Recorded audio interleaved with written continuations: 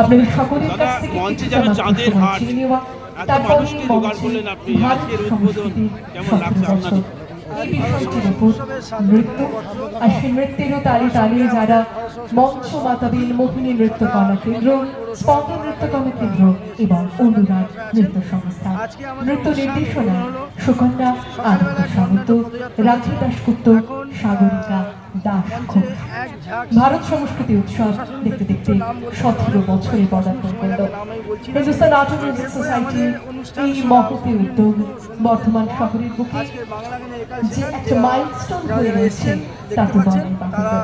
এভাবে আরো বহু বহু বহু সফরের অপেক্ষায় আমরা থাকবো, সে সঙ্গে থাকবে আপনারা সকলে। এই মুহূর্তে মঞ্চ মাঠে নৃত্যের জায়গায় আবার যেমন প্রতিযোগিতা, সন্ধ্যাবেলা অনুষ্ঠান, এগুলো সব চলবে। পরেশদা, সত্যি আপনার কথাগুলো ভালো লাগছিল মঞ্চে, তো কি বলবেন? এত মানুষ আজকে উপস্থিত হয়েছেন এই যে এখানে, বলুন। এটা তো হতেই হতো, স্বাভাবিক। ভারত সংস্কৃতি উৎসব আজকে বর্ধমানে মানুষের হৃদয়ের একটা অনুরণন বলা চলে। সব মানুষ ভালোবেসেই স্বতঃস্ফূর্ততা, সংবেদনশীলতা, তাদের ভালো লাগা সব মিলিয়ে ঝুলিয়ে আজকে ভারত সংস্কৃতি 17 বছরে যে জায়গায় আমাদের সংস্কৃতিকে, সাংস্কৃতিক পরিমণ্ডলকে বর্ধমানে প্রসিদ্ধ করেছে, সেটা কোনো অস্বীকার করবার জায়গা নেই। প্রসেনজিৎ পোদ্দার এই ধারাটা বর্ধমানে নিয়ে এসেছে।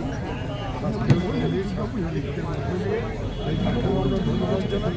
এবং বর্ধমানের মানুষ বিভিন্ন অঙ্গে বিভিন্ন ধারায় যে সংস্কৃতির সঙ্গে যুক্ত ছিলেন, পরিচিত ছিলেন, যার চর্চা অনুশীলন ছিল, তার মধ্যেই প্রসেনজিতের এই ধারাটাও অঙ্গীভূত হয়ে আমরা আজকে বর্ধমানের লোক অত্যন্ত কৃতজ্ঞ এবং